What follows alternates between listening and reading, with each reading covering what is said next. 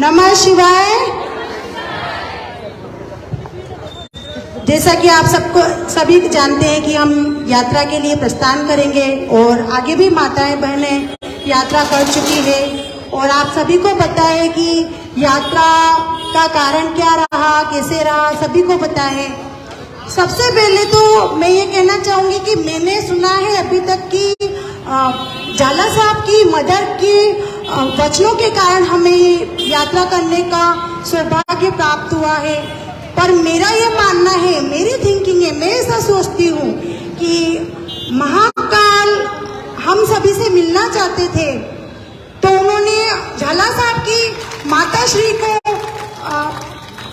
माध्यम बनाया और माता श्री माध्यम बनी और महाकाल की इच्छा थी कि वल्लभनगर क्षेत्र में इतने प्यारे लोग रहते हैं, इतना प्यारा वल्लभनगर परिवार है, इस परिवार से मैं मिलना चाहता हूँ और उन सबको आशीर्वाद देना चाहता हूँ। और महाकाल को ये पता है कि बहुत सी माताएं बहनें ऐसी हैं जो नहीं आ सकती है, पर महाकाल ने ऐसी व्यवस्था करवा दी कि सभी माताओं बहनों को ये परम सौभाग्य प्राप्त हुआ है।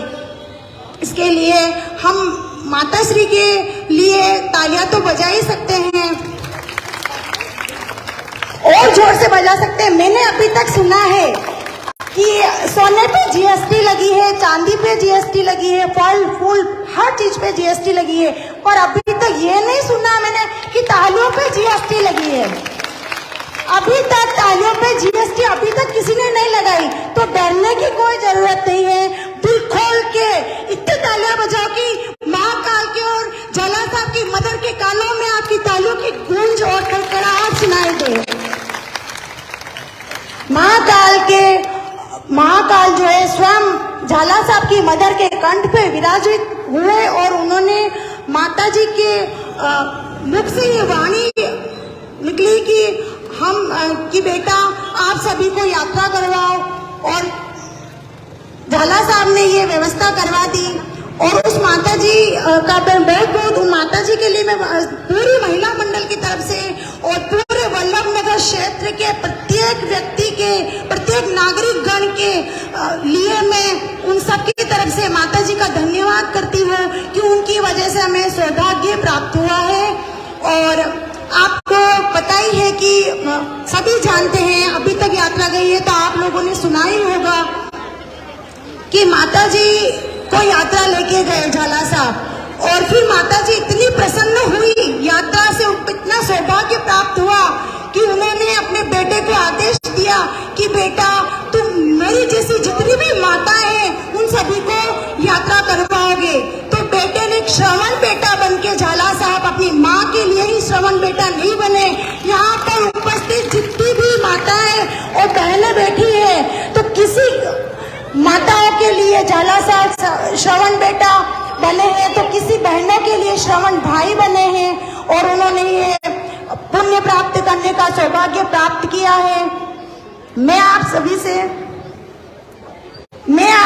से समय की सीमा है, मुझे इन्फॉर्म किया गया है कि समय की सीमा है और मेरे पास शब्दों का समुद्र है, शब्दों का सागर है। मैं आपसे बहुत कुछ कहना चाहती हूँ और समय की सीमा को ध्यान में रखते हुए इस बात को नजरअंदाज नहीं करूंगी मैं, और मैं इस बात को पूरा अच्छे से ध्यान रखते हुए मैं एक उपमा झाला साहब को देना चाहूंगी। श्रवण बेटे की उपमा सभी माताओं की तरफ से देना चाहूंगी और सभी बहनों की तरफ से श्रवण भाई की उपमा देना चाहूंगी, और एक उपमा मैं अपनी तरफ से झाला साहब को देना चाहती हूँ। वो ये है कि मैं धागे की उपमा सर को देना चाहूंगी। अब आप लोग कहेंगे कि धागे की उपमा क्यों दी है सर को, ऐसा क्या है? तो मैं ये कहना चाहूंगी जितने भी नागरिक गण यहाँ खड़े हैं, झाला साहब के साथ जितने भी लोग खड़े हैं, वो सारे लोग एक मोतियों का हार है। ये सभी लोग जो खड़े हैं वो मोतियों का हार है, और झाला साहब उस हार के अंदर जिस धागे के अंदर वो मोती पिरोए गए हैं वो धागा झाला साहब है। और ये जितने भी नागरिक गण यहाँ खड़े हुए हैं वो सभी नागरिक गण उस धागे के अंदर पिरोए गए एक एक मणि है, एक एक मोती है, जिसने उस हार की शोभा को बढ़ा रखा है। इसलिए मैं बहुत धन्यवाद देती हूँ। एक बात आपको मैं कहना चाहती हूँ और वो आप सुनना भी चाहोगे, मुझे पता है, और वो बात ये का। तो क्यों हुआ आप सभी जानते हैं कि माता जी खुश हुई इसलिए हुआ। माता जी यात्रा से प्रसन्न हुई तो माता जी ने झाला साहब से कहा कि सबको यात्रा का सौभाग्य प्राप्त करवाओ। और मैं ये चाहती हूँ कि हमारा भी कुछ कर्तव्य बनता है उस माँ के लिए जिसकी वजह से हमें यात्रा का सौभाग्य प्राप्त हुआ है। उस माँ की वजह से हमें ये परम आनंद की अनुभूति हुई है। मैं जब आसमान में देखती हूँ तो मुझे सारे तारे चमचमाते हुए दिखाई देते हैं। पर आज मुझे आप सबके चेहरों पे यात्रा को लेकर जो खुशी, जो उत्साह, जो खुशी का पारावार आपके चेहरे पे दिखाई दे रहा है और सबके चेहरे तारों की तरह चमचमाते हुए दिखाई दे रहे हैं। मुझे ऐसा लग रहा है कि आज आसमान से तारे सब यहाँ नीचे उतर आए हैं। और आगे अंतिम में ज्यादा समय नहीं लेते हुए मैं अपनी बात को विराम करते हुए सिर्फ एक बात और कहना चाहूंगी कि सिर्फ माता जी खुश हो गई, झाला साहब ने अपनी माँ को यात्रा करवाई, इससे माता जी इतनी प्रसन्न हो गई कि सभी बहनों को यह सौभाग्य प्राप्त हुआ है। मैं बहनों से निवेदन करती हूँ कि झाला साहब को, माता जी ने आप लोगों को जो खुशी दी है, आप सब मिलकर अपना कर्तव्य बनता है कि माता जी को भी एक खुशी प्रदान करें कि माता जी प्रसन्न हो जाए। और माता जी इतनी खुश हो गई तो आपको ये सौभाग्य प्राप्त हुआ है। अगर पिताजी खुश हो जाएंगे तो उत्तराखंड की यात्रा का सौभाग्य आपको प्राप्त होगा। ये ऐलान मैं झाला साहब की तरफ से मैं करती हूँ। अगर पिताजी खुश हो जाएंगे तो उत्तराखंड की यात्रा जाना है या ये भिंडर में रहना है, ये आपको सोचना है। और पिताजी खुश कब होंगे ये भी मैं आपको बता देती हूँ।